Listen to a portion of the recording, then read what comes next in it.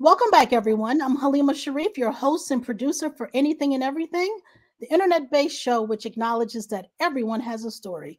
In June 2020, as part of my company, HS Global Consulting, a woman minority owned public relations and communications firm's commitment to equity, diversity, and inclusion, I sought to create something meaningful and entertaining to help ease the sadness and frustration caused by the pandemic. To date, I have produced over, well, probably 30 now, 30 episodes within the following category and platforms to come. I have interviewed such notables as former executive writer producer for The Martin Lawrence Show, Kenny Buford, New Orleans jazz legends Edward Kidd Jordan, Jermaine Basil, and Roger Dickerson, actor, comedian, and Saturday Night Live's first Black actor Garrett Morris, famed comedian actress Lunel, First Lady Jill Biden's chief of staff, and former U.S. Ambassador of Uruguay, Julissa Reynosa, Kimba Hendricks, Director of Diversity and Inclusion for the House of Representatives, and Suba Berry, Saramount's President and CEO. And for the record, Saramount represents the evolution of an enduring legacy supporting and advancing women in the workplace over the past 40 years to the important work we do today of empowering inclusive workplaces for all. For more information about Anything and Everything Media, visit www.anythingandeverythingmedia.com. Well, today's guest for our Women's Catalyst segment and in honor of Women's History Month, we have a wonderful woman I truly admire and I love her dearly. She's like a big sister to me, Neecy Jones. Welcome, Neecy. Hi, how are you? Thank you Oh, for having me. Thank you so much. well, thank you for agreeing to be on the show. I'm looking forward to this conversation. Good, me too. I'm excited.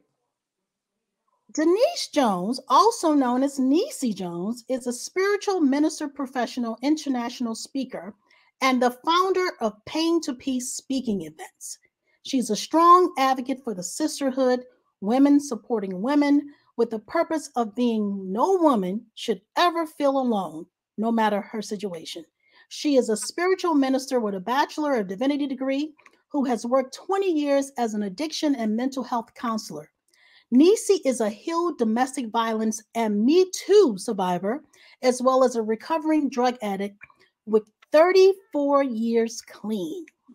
She is the author of the soon to be released book, Through the Tunnel Journey of a Warrior Woman, and that she is. A compelling story about her journey, excuse me, from pain to peace.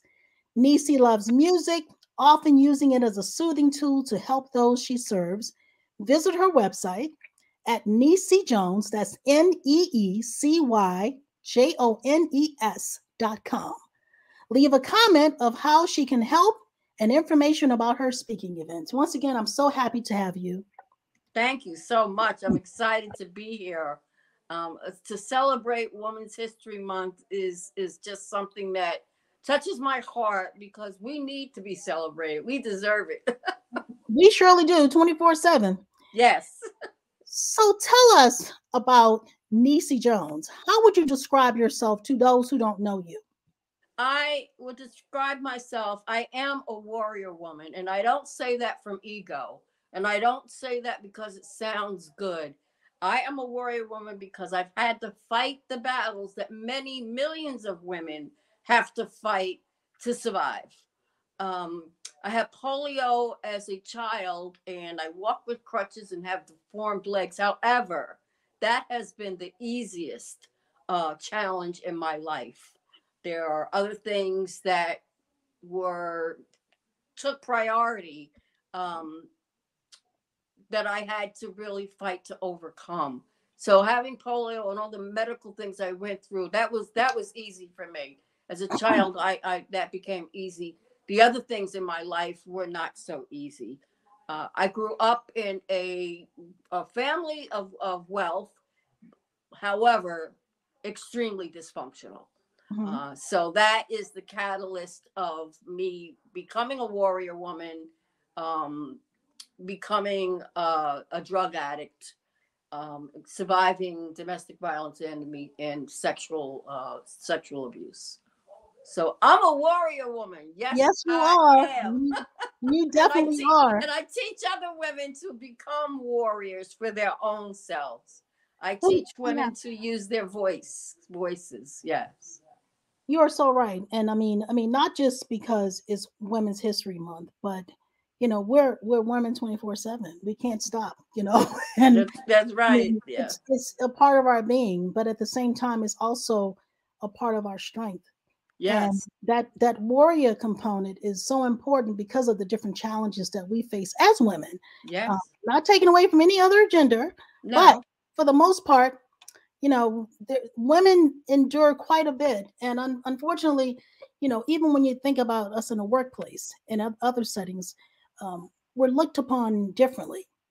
And so we have to always maintain that attitude 24/7. Some Yes. people may call it cocky, no, but I call it confident. Yes. Um, you Absolutely. have to have that Absolutely. confidence. Let's talk about your recovery. You said you're a recovering drug addict, 34 years clean. Man, that's amazing. Would you mind sharing with us what were you going through during those rough times, and what attracted you about it? And also, how did it affect your relationship with your family, your friends, and loved ones? Well, as I said, I grew up in a household that was extremely dysfunctional.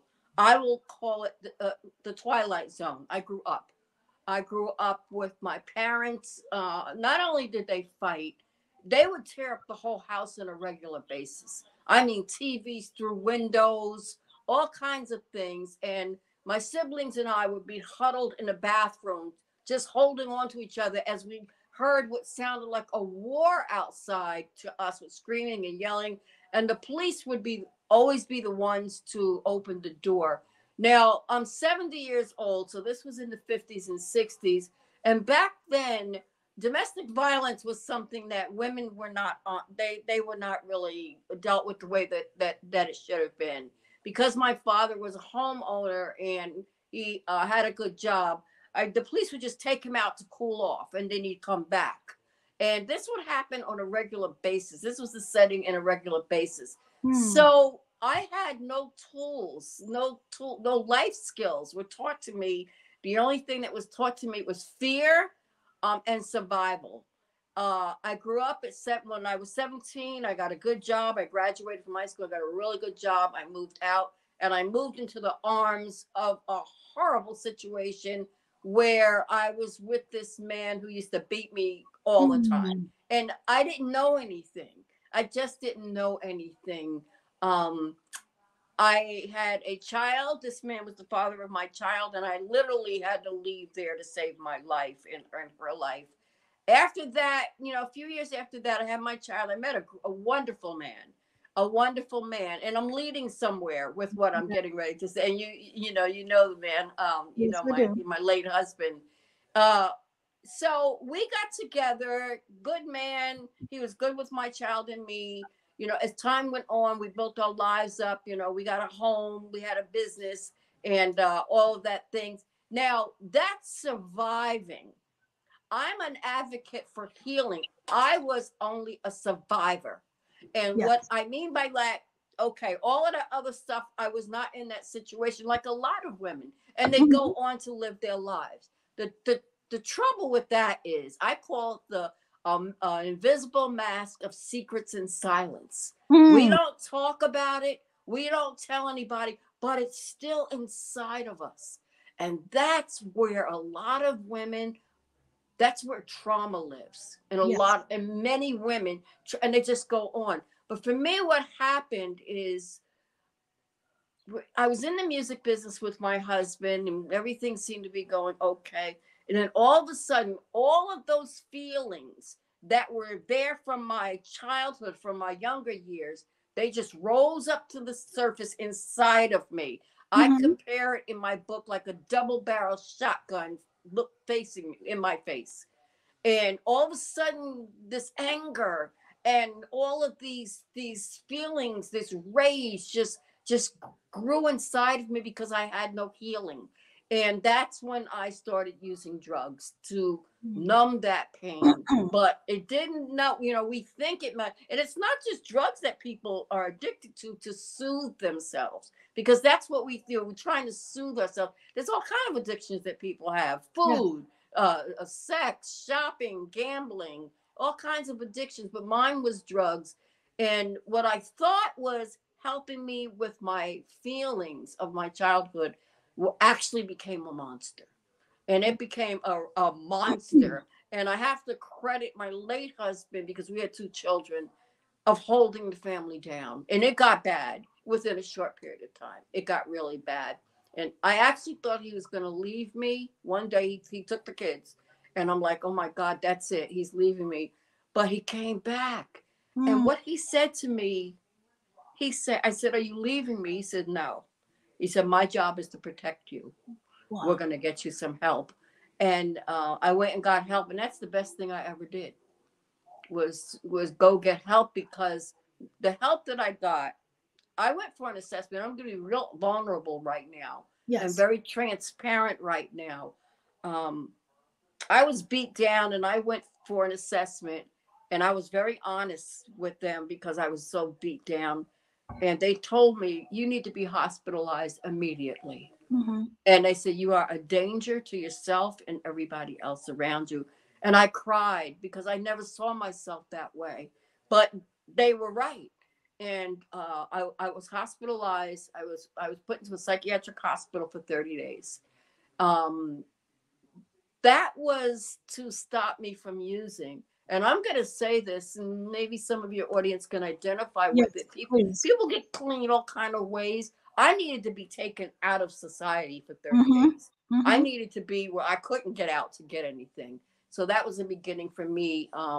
Then I went into an outpatient program for 2 years, 5 days a week for 2 years. And I also went to a 12-step program. That's when I started to address all that trauma. And What? I'm not Yeah. saying to your Okay. audience that they have to do anything that drastic.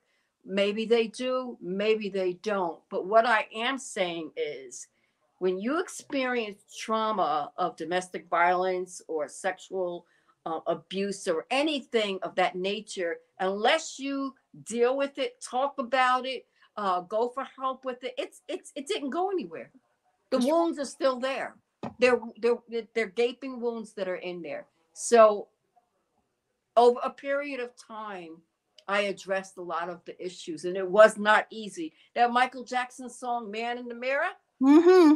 it's hard when you have the trauma or secrets in your life, or you've gone through it's hard to look in that mirror, and what you see is, I hated what I saw, but that's where I had to start, and that's very hard.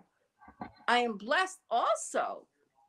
16 years after I got clean, I didn't choose to become a substance abuse and mental health counselor or a spiritual minister. It chose me. And Mm-hmm. when I say that, a friend of mine opened up a women's shelter for women who were substance abusers and had mental health issues. And he just asked if I could help volunteer for a while, because my husband of 30 years, we were married 30 years, he died. And I said yes. So that door opened, and I stepped into that arena of becoming a counselor. And I was so blessed and honored to be able to do that, because the help that I got, I know that there's so many more women out there who who need that kind of a healing.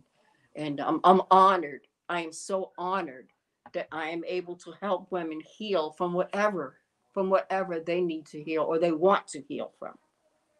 That is such a blessing. I mean, considering your journey, and I'm sure it wasn't an easy one. No, no, And it wasn't. and then having Russell, your late husband, in your life during that time was also a blessing because you all did it together, Yes, you we know. did. And so that within itself is a, when it's easy to say if someone is a counselor or whatever, a therapist, and if they haven't gone through that themselves, it could be a challenge trying to help someone else. I mean, I'm not a therapist, but in a sense, I guess we are therapists in our own little way, depending on what we're Yeah, helping people yeah, with. But yeah. in particular, what you endured during that time. And I say all that to say, how were you able to stay clean? And could you share with us Yes, the I different will. challenges that That's a you good encountered? question. That's a great question. Um, Especially in because people recovery, relapse, you in know? a 12-step program, you this formula, this the 12 steps, first of all. There are formulas that you are taught. There are life Okay. skills that you are taught. There are coping skills that you are taught. And so if you have the urge to get high, or you're just going through something, you know, if you practice what you were taught, and I mean practice it. I'll give you one example. I was taught early on to get a support group. You Okay. know, get a support group, and I got a support group with women. And I tell you something, that was not easy, because when I went into recovery, I trusted no women, no one, Mm. no woman, because I'm gonna be transparent again. My mother and I are fine today, but my mother knew what was. I had a resentment towards her, because Yes. I'm like, why did you leave him? How Mm. did you subject us to that? And I had a resentment towards her for a very long time. I didn't trust any woman at all. It wanted nothing to do with it. So when I got into recovery and went to 12-step program, I remember a sponsor is somebody who's guiding you. You Yes. know, somebody who's guiding you. I remember my sponsor saying, you need to go to a woman's meeting. And I asked her, I said, are you crazy or something? A woman? I'm not going to any woman's meeting. But I did. And I learned there what the sisterhood is about, Mm-hmm. what women who are healed and healthy can mean to one another. You know, I grew a support group. There were about 20 of us, 20 women. We went through everything together. And whenever we were going through a really hard time, or we wanted to use, we call each other. And that's something that I just bring home. Let somebody know what you're going through, because if you don't, it festers inside of you. And I've given keynote speeches about negative self-talk. Yes. And if you don't talk to somebody about it, that negative self-talk will come into your mind. Well, just go ahead.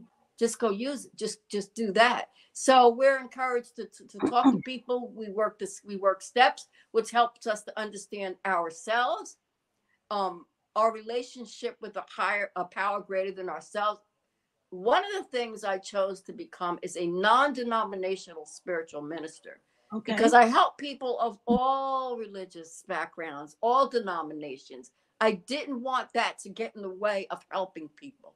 And I don't mean to offend anyone like that. I really don't. People have whatever they believe in. But in a 12-step program, that relationship with a power greater than yourselves is so necessary. You get to choose. They tell us Mm-hmm. you get to choose what that is. You get to choose what it's called, everything about it. You get to choose. And I'm like, wow, this is awesome. That's really cool. That's really Yeah. cool. So that's how you come through and you stay clean. You go to meetings, you talk to people. The 20 women I talked about, we went through everything from birth to death. We were always there for one another, whatever was going on. I mean, we were there. And then twice a year, we would go up in the mountains and we would have a spiritual retreat together. And so we upheld, we were sisters. We became sisters. And that's why I'm an advocate for the sisterhood, women talking and helping women with real issues, real issues. My sister, I ask everybody, how are you? And I found one of the biggest answers is no sense in complaining. To me, that infuriates complaining. People look at their things as complaining. It's not complaining. You have something going on inside, but we've been taught to just say no sense in complaining. Wear that mask of secrets and silence. You don't tell anybody. So, I'm really, no complaining. Let's just talk. Can we talk? Can we have a conversation? So there's formula out there. If people really want to stay clean from any kind of addiction, they can. You know, that this is some really important information, and I'm looking forward to continuing this conversation. But you mentioned earlier you can't, and this is for women, for men. Even though Yeah. we're discussing women for Women's History Month, but addictions kind of affect any of us, male, Yes. female. And just to not have anybody to talk to, I'm sure there's a trust factor. You mentioned earlier, you didn't want to talk to a woman. You didn't I need don't it. want to talk to You anybody. didn't want to talk to anybody. It just in general, and it's like who could you open up to? But if you hold that stuff in, it causes so many other problems. And then your mind starts to wonder. And then you'll Yes. start like, you know, tripping in your head again Yes. in your actions. Yes. And then you end up relapsing, going right back to that, what you were doing before. And then it gets worse, because like you said, what you just said, that's that you have to kind of like self-talk yourself, you You know. have to teach yourself to, like, Yes. right now, it's 70 years old and 34 years clean.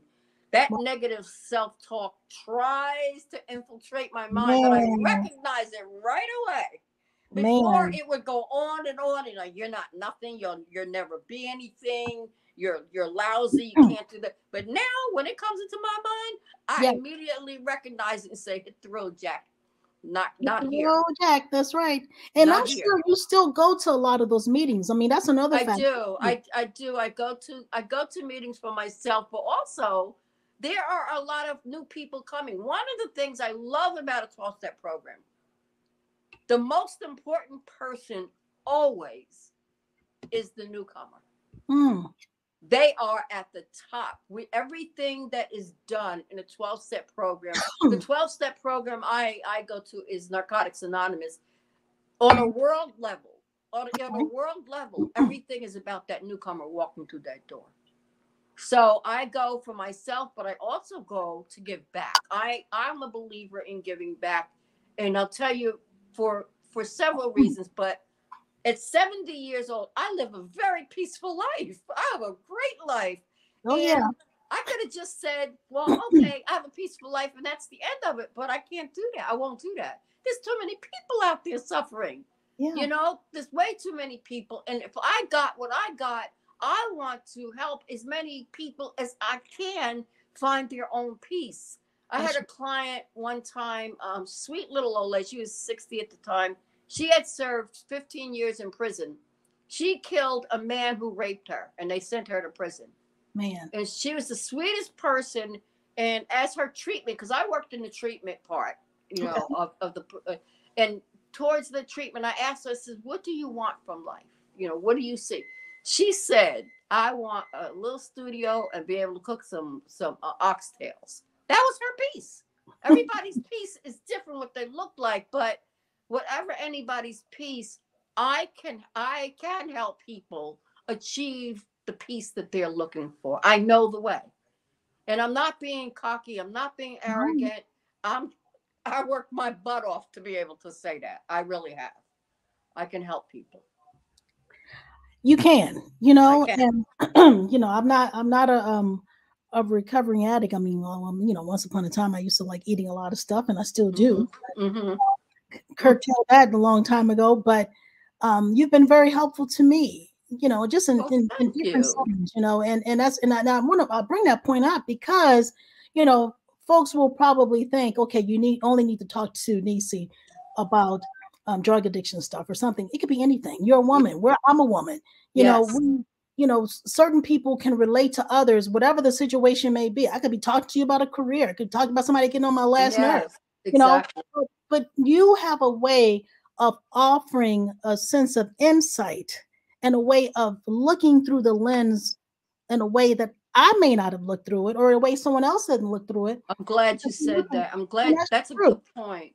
That's a good point. Let me tell you something. I'm married to a psychologist now, and Yes. he taught me this term, smoking gun.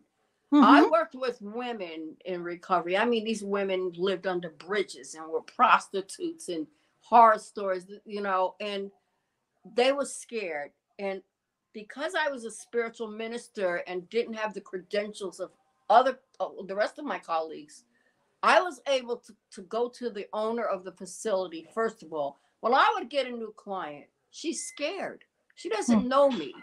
I asked if the secretaries could do the initial paperwork. I wanted to, because I had to earn their trust. I Mm-hmm. did not want overhead lighting in my office. I wanted a lamp. I would ask them, what kind of music do you like? My for the first couple of sessions, I had to earn their trust. Mm-hmm. I'm not starting off with what's your name, what's your social security number. I'm not doing that. I mean, that's what needed to be, but I'm not doing it for the first couple of sessions. I'm not. because Yes. I have to earn their trust. The reason I have to earn their trust, and I'm going to say this, Yes. the percentage of drug addicted women, have a high percentage of them have been sexually abused, molested, Hmm. and experienced domestic violence. A high percentage of them. Now, using drugs or any other means of addiction, food, shopping, gambling, is a symptom of Yes. other things that are going on inside of a person. Hmm. And I learned that through my own treatment. And as a counselor, that was my job, to help get to the root of what happened in your life. Because we were not born, we were born innocent babies. Okay. The path was there for us, the path, That's right. but something happened that takes people to the far left. And Yes. so my job and my husband's job, we are going to get to the root of what happened. And then I'm just going to say this, Sure. I specialized in treating women in trauma. I had a client who, as a child, her father used to beat her mother. There were four of them, and they watched this. And one day, father called the four children down and took a gun and killed the mother right in front of the kids. Hmm. Now, this woman, when she came to us, she was in her early 40s. She lived under a bridge and out in the street for years. So once she began to trust me, I told her, I says, look, what happened, you can't make it go away. And it's impacting your life, a burning hot 20. That's the number I gave it. It's on your whole body, your life is on fire. What I can do to help you over time, and she was with us for 2 or 3 years, I don't remember. I can help you bring it down to a 5 or 6 where you can learn to live with it. And I worked with her. And one of the things I helped her to understand, because she was very angry with her mother. She was angry with her mother. So I helped her over time to I got to know her mother. She talked to her. Her mother would bake cookies. Her mother would had a nice thing. So her mother's getting her behind whooped by her husband, and then go in there and bake cookies for the kids. So I had to paint that picture for her of her mother. Until that one day she got it. She said, oh my God, my mother was a beautiful woman. Yeah, your mother was a warrior. Yes. And that's when we began her healing. That's the place where we started for her to heal. To this day, girlfriend's in the fashion industry. Girl, go ahead. She's in the fashion industry. Yes. So Blessing. it's really like getting to the root of, people were not born addicts. They weren't. No, that's What right. happened to you? What happened to you? Something happened to you. What happened to you? Something happened to you, and it goes back to the trauma that you spoke Yes. of earlier. Yes. This is so serious. This topic is so important because even if it doesn't affect you, the individual, you're affected by someone you love who's been Yeah. inflicted with this. You know, Yes. and so my question is, and I mean, I really want to know, what are some of the things that run through the minds of addicts that keeps them going back to the drug of their choice? Fear. Hmm. Fear, feeling less than, no confidence at all in themselves, but afraid of life. They look at the drug or any other addiction as a crutch that they need to hold on to walk on. And one thing I love about 12-step program, I was just talking to my husband about the other day. Every meeting, before the pandemic, people hug each other. Hmm. Always. You walk into that room, everybody is hugging.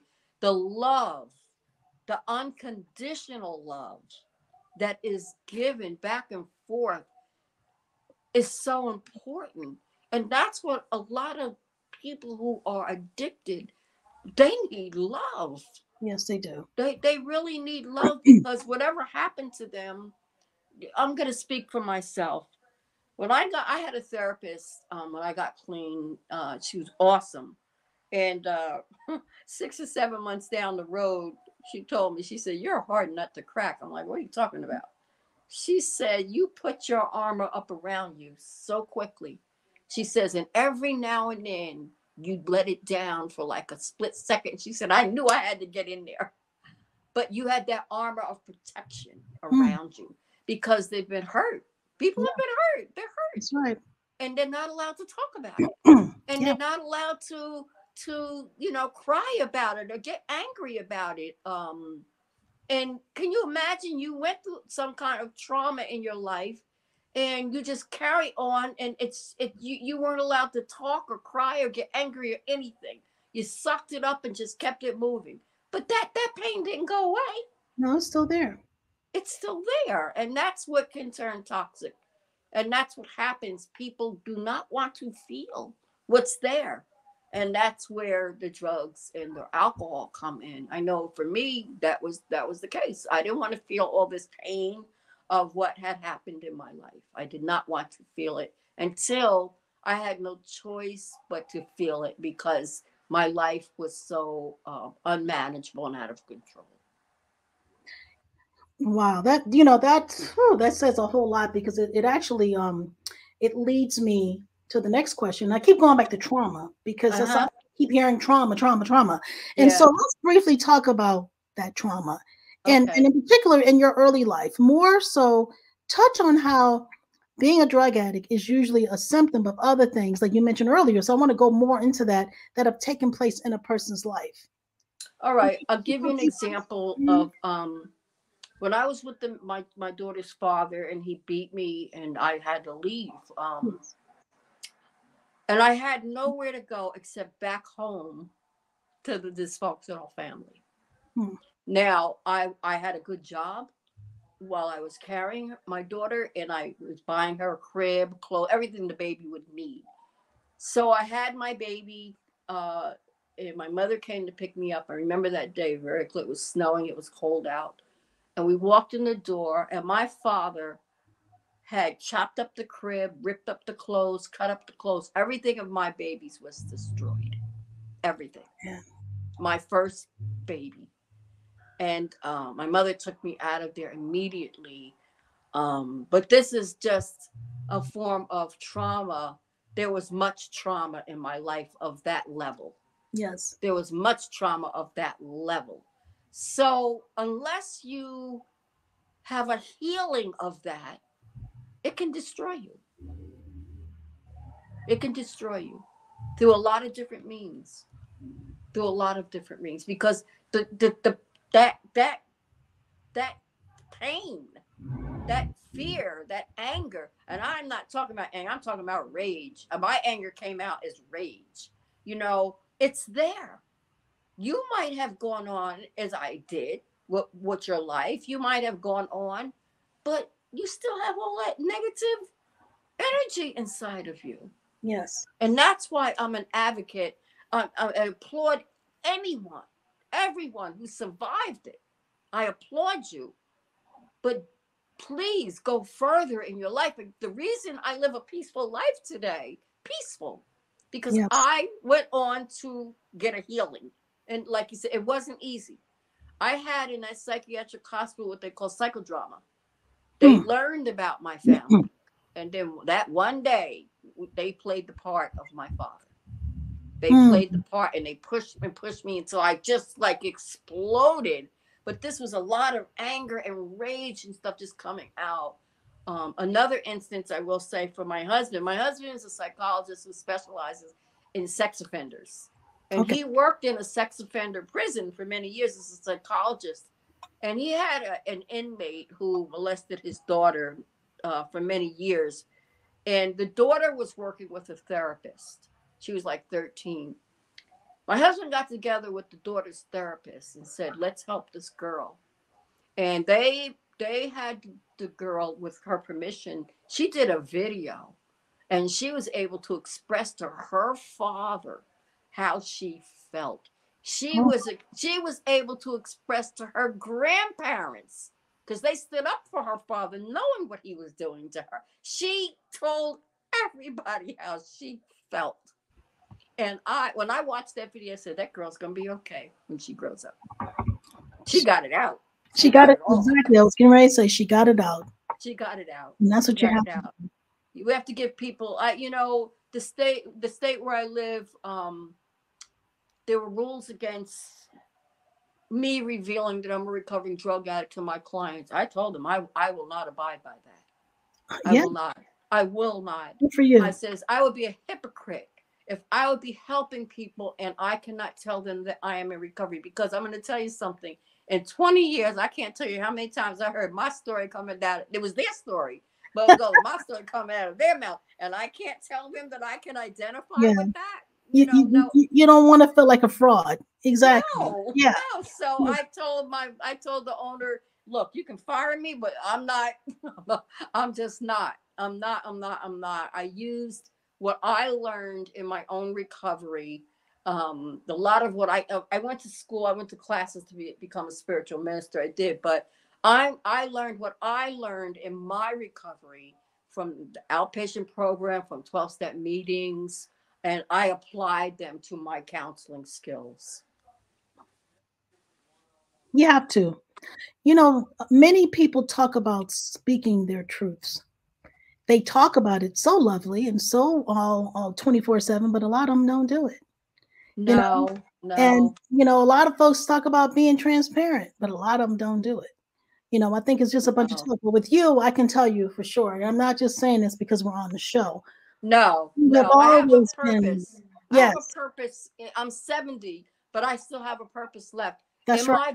In my book, Through the Tunnel Journey of a Warrior Woman, I got the title Through the Tunnel when I was 18 and packing up to leave my parents' home. Hmm. I wrote this poem, and this poem was, I was walking down the street and a tunnel appeared, a tunnel. And I Mm. looked inside. There were horrible things inside that tunnel. Oh And I goodness. went and I saw a beautiful light way, way down on the other side. So I went around the tunnel to see if I could see that light, and I didn't.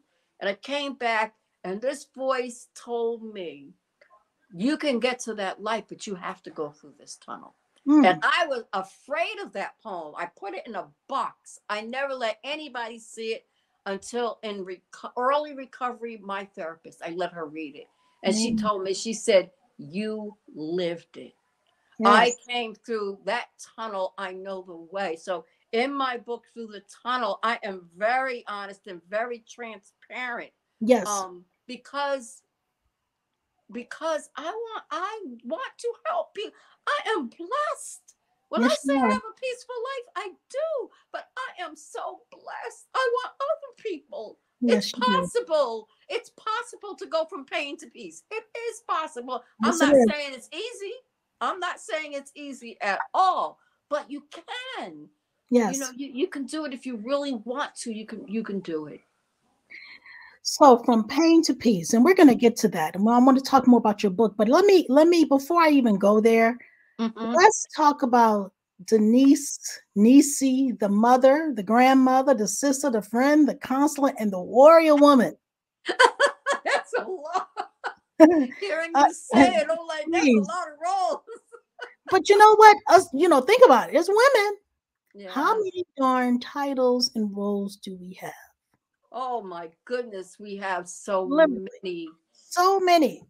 You so know, many roles. So many roles. I am the mother of two daughters. I'm the grandmother of 9 grandchildren. I have 6 great grandchildren. And I lovely. have to tell you, for a lot of my life, even in recovery, I was the superwoman.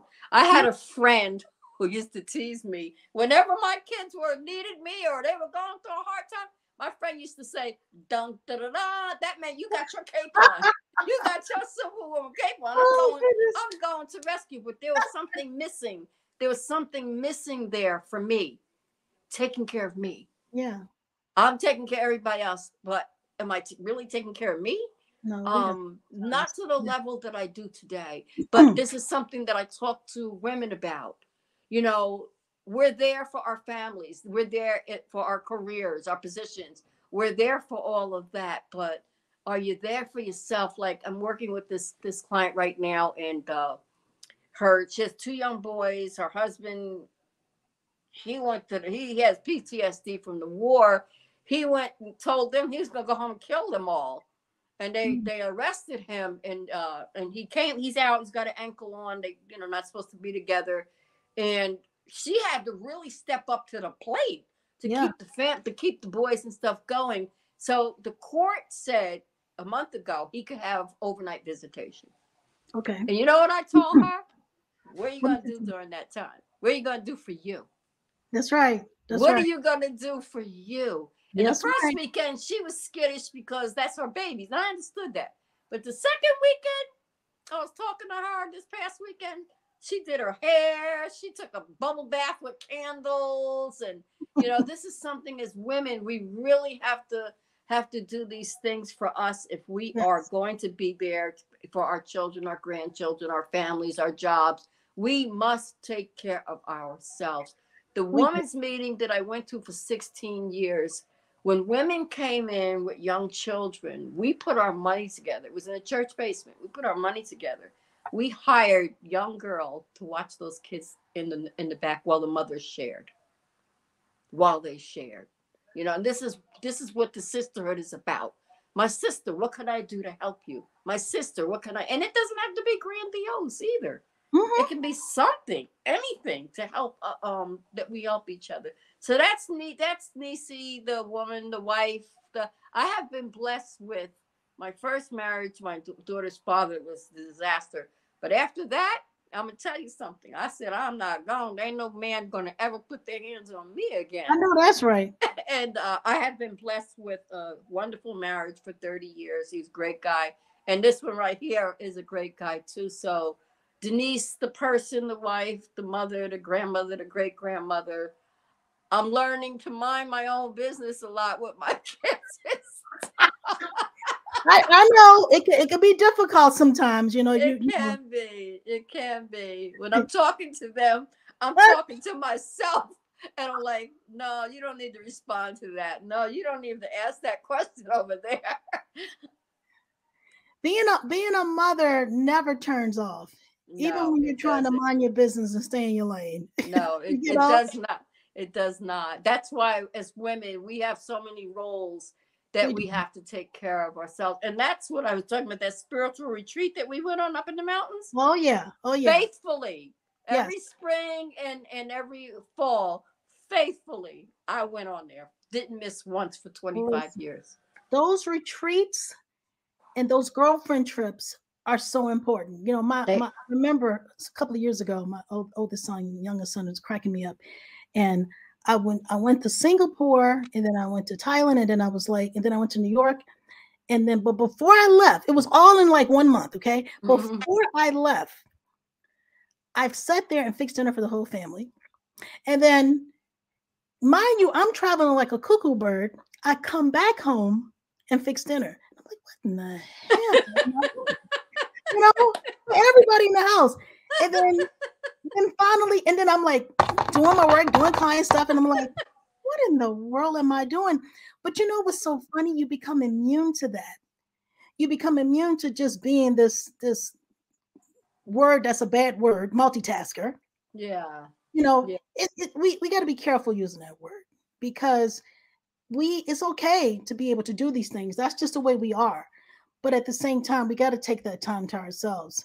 And we do. And sometime in the last 2 years, my children and grandchildren, they lived fairly close to me. I always was hands-on.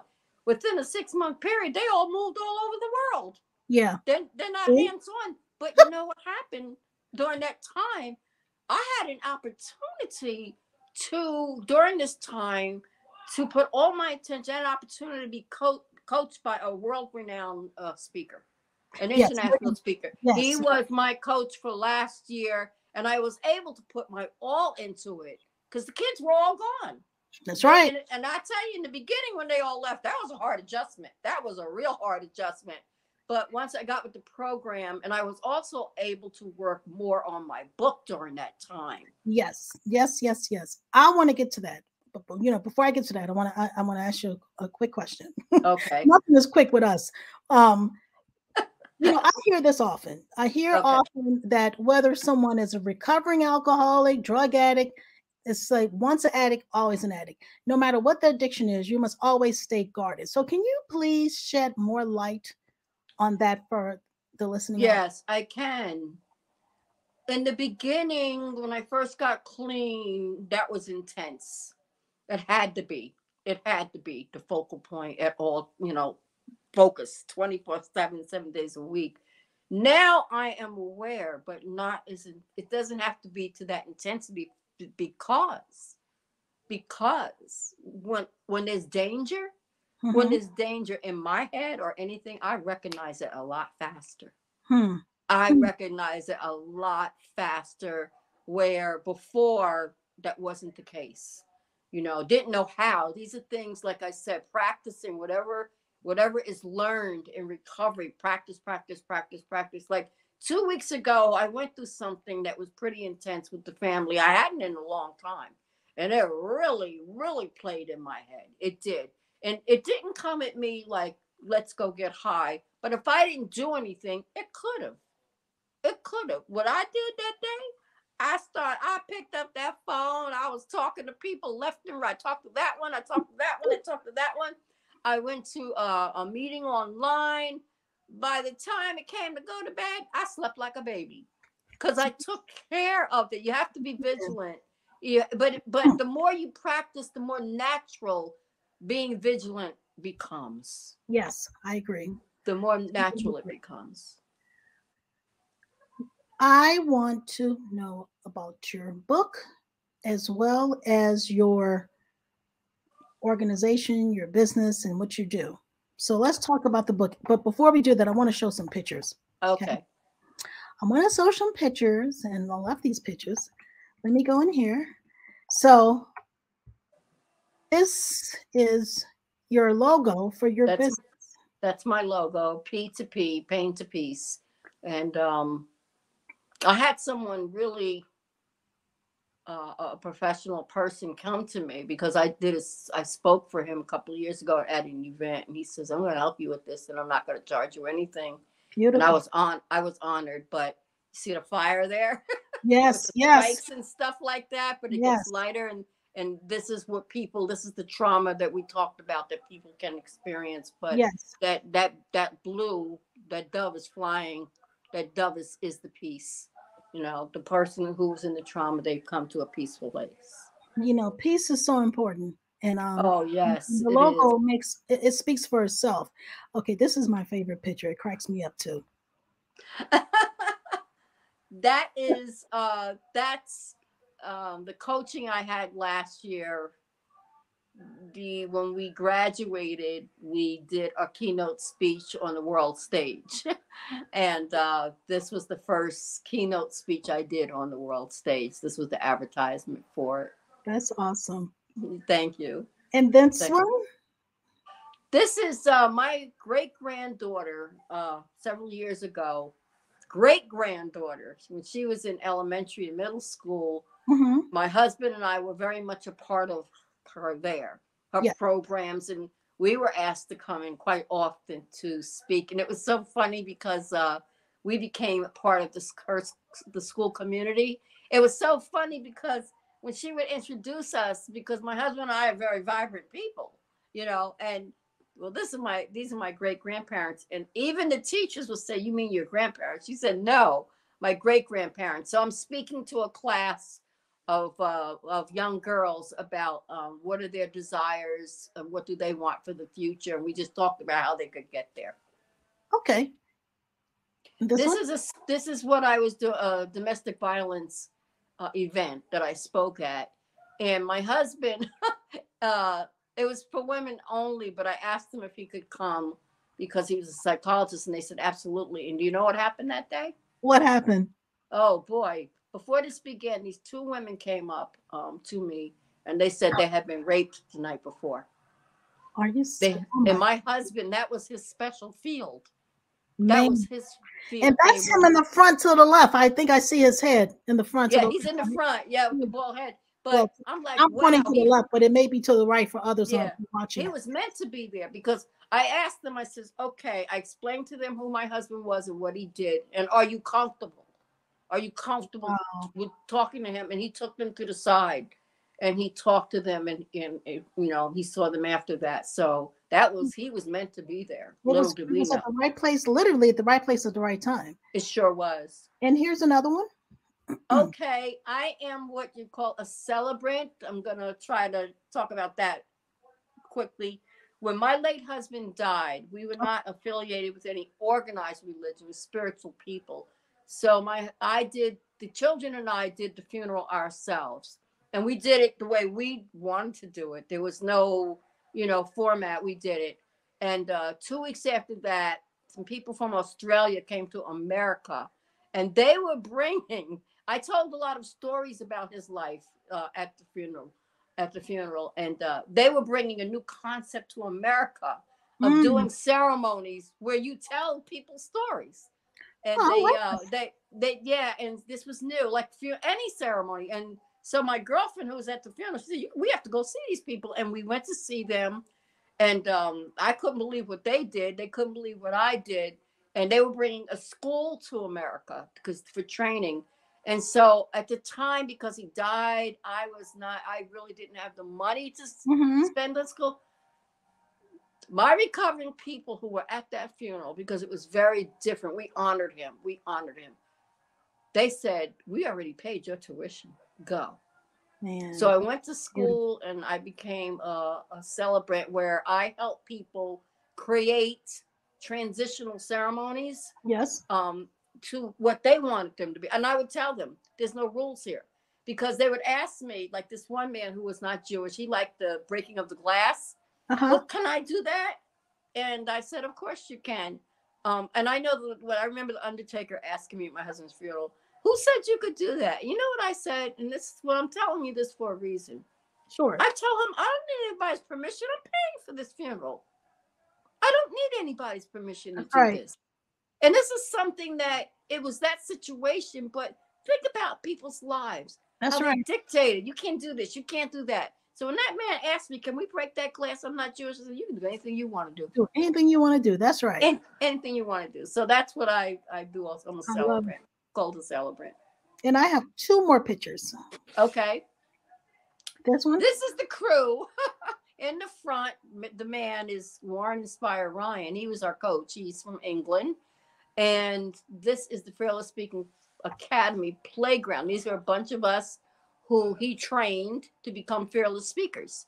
And the joy for me with this last year, these women are from all over the world. So I got to interact with women all over the world. And we still interact today because for him, it's like, if you grew up with trauma in your life or anything, you have a message to help other people. And that's what he coaches. Take your mess and use it as a message. Amen. I'm going to show this last picture because I found it recently, and I was like, boy, this was taken at my house in New York in 2011. You can't really see it, but that's when Stanley Bennett Clay, the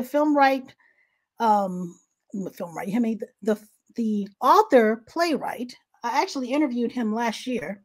Yeah. And that was at the house. That was in New York, 2011, which means it's time for me to see you soon, woman. Yes, it is. It's been a while. Our journeys have taken us all over the place. But you know what? Even though distance had us apart, we never missed a beat, you and I. No, we never. We got the phone next door 2 seconds ago, And that's the beauty of us, And every time I do these interviews, it's so funny. I'm so grateful to the people that I know in my life, as well as those who I will know soon at some point, because you all have been a blessing to me, near, far, whatever. I mean, it's been such a blessing. And these stories, man, I'm learning so much. And it also helps me to break through any biases, and it helps me to break through any unknowns that I never knew. And that's why I don't judge people. Like, who am I to judge people? I mean, we're all human. Yes. We're all human. We all have different mindsets and perspectives. We all come from different walks of life, but who cares? Living, overseas taught me this. We're one humanity. We really are. No matter what our differences are, we have to learn how to connect our commonalities and appreciate those differences. So these conversations for me it's so important to me personally. It's therapeutic for me, but Mm-hmm. I'm also learning so much. So just listening to you, every time I talk to you, you and I just go on and on. Yeah. Yeah, all the time. I just love you. I love you so much I because love of you too. what you bring to humanity and what you bring to the world. You bring people together for the cause of humanity, and that this is what we need. What you said before, we are one humanity, and That's right. instead of judging people, who are we to judge people? We're here to help one another. You Amen. know, that's what we're here to do. We're here to help one of us because some of us have come through where other people are still in. That's right. That is so right. So, there's a saying in recovery called I place my hand in yours. And together we can do something I cannot do alone. Wow. I'm going to write this. I'm going to put that on the screen. So I want you to repeat that for me. Say it again. Okay. I place my hand in yours,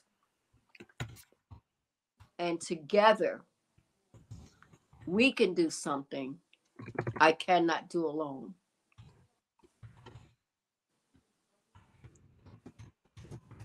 I cannot do alone. And when I say the people in recovery, people have a misconception of drug addicts. They really do. When they get clean, they are the most sensitive, caring, loving people you ever want to meet in your life, for real. And I'm going to tell you why. We've already been through hell. Hmm. We've been through hell. We're going to help each other not go back. Yes. But Yes. this is, let's take it broader, even for people who are not drug addicts, who are going through Appreciate that. something. We are responsible for one another. I believe that wholeheartedly. We are responsible. We are, and I think that's the blessing of us all coming together, having these conversations, because you never know why certain people are in your life. My mother said something to me. My mother, God rest her soul, when we were living in New Orleans, and I was like, what, 8, 9, 10. It's like every year this happened, and Mm-hmm. we would go to the drugstore, the supermarket, and there was this gentleman who was homeless. He didn't have no shoes on, and he just was Mm-hmm. really dirty. Okay. And I'm like, what, 9, 10 years old? And then as I got older, I was like 12, 13 years old, was a different person. And my mother would say, hey, sweetie, how are Mm-hmm. you doing? I brought you some food. And this is me, Mama, why are you talking to the old dirty man? Mm-hmm. I don't know. She's like, everybody deserves to have a piece of, how did she say it? We all owe humanity a farewell. That's Mm-hmm. what she said. We do. We We owe do. humanity a farewell, because you never know if you're going to be in that situation yourself. And you don't know how that person got into that situation. We don't know. But And so I just people have, if you listen to people's stories, I don't care the man on the street homeless, everybody's got a story that is Yep, of value. Their story right. is valuable. It is. Everybody has a story. Everybody has a story, and we can learn from those stories.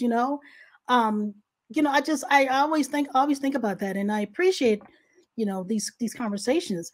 What would you say is on the horizon for Nisi besides your book?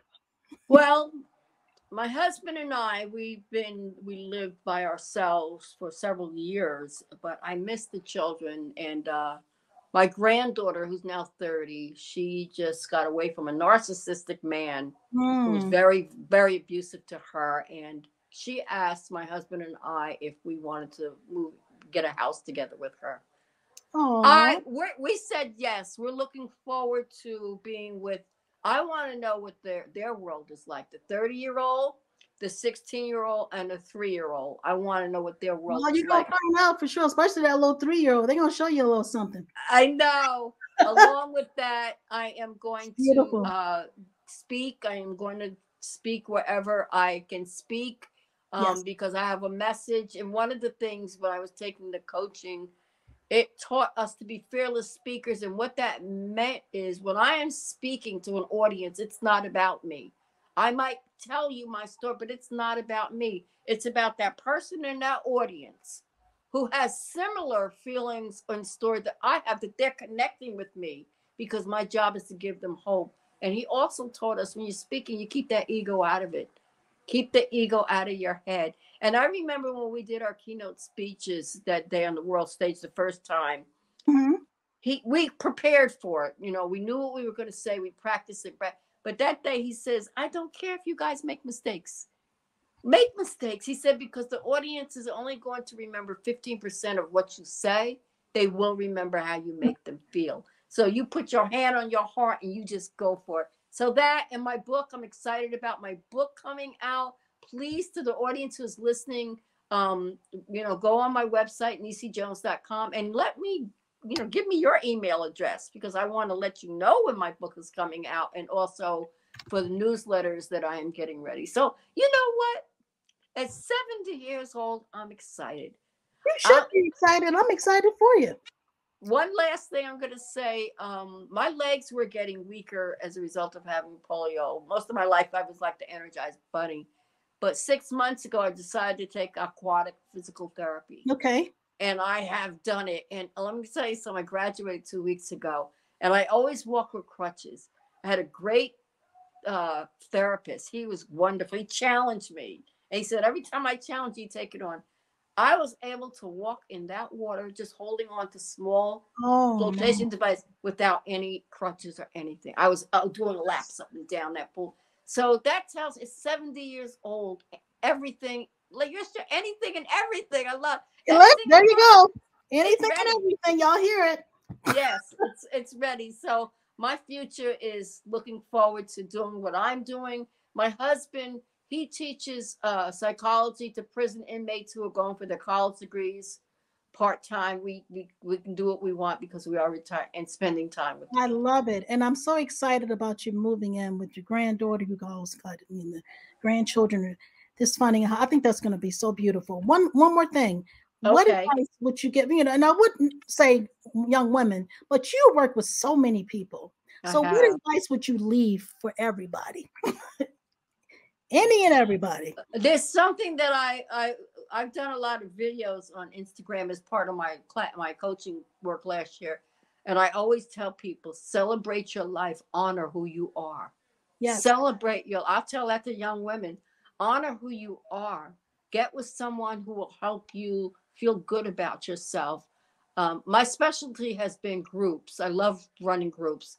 Every time I would walk into my group room with about 25 women, I would walk in there saying, you are beautiful, you are valuable, you're all that.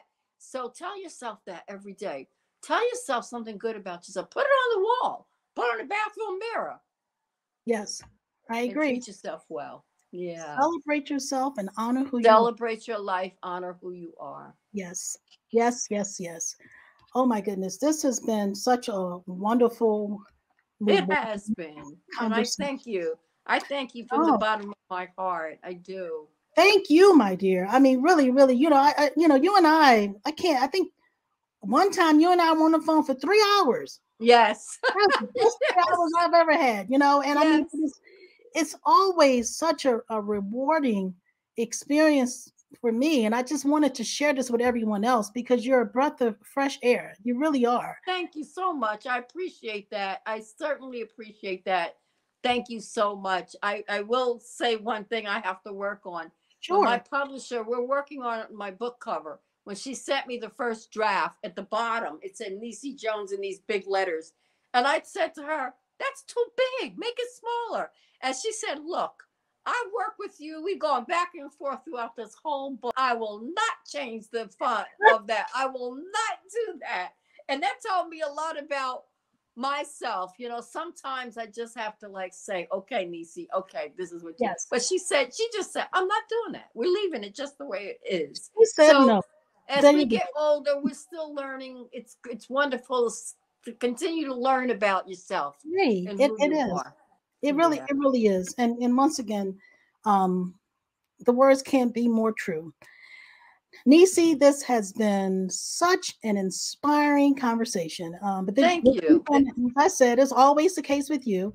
And yes, you too. That's the beauty of this platform. It allows everyone to tell their story and allow us to a plethora of diverse worlds. My dear sister, I thank you for being a jewel, a listener, a voice of Thank reason. you. Thank Thank you, you my for love. being My that. little sister. That's what I was Hey, calling you, my little sister. thank you. Thank you for being the woman warrior that you are and for being a champion for all women. And thank you for your contributions. And thank you for being a woman catalyst. And thank you for being just a trailblazer because you're more than that. You're a trendsetter. So I appreciate you and I love Thank you you. immensely. Your words are very kind. I'm going to tell Oh, you, man. look out for my book. Go on my Oh, look webpage. out for Look her out book. for my book because it's very transparent into Yes, the yes, world of trauma and drug addiction and the after part especially. So look out for it. It'll be released very look soon. out for her book. And thank you to those who have tuned in. Be on the lookout for more phenomenal women this month for Women's History Month as we tackle topics we've already talked on: domestic violence, mental illness, being an entrepreneur, staying sane in the world of insanity, and so much more. This segment will be available on the Anything and Everything Media YouTube channel, as well as our Facebook page and on major podcast platforms. To learn more about Anything and Everything Media, visit www.anythingandeverythingmedia.com. Until then, keep it moving.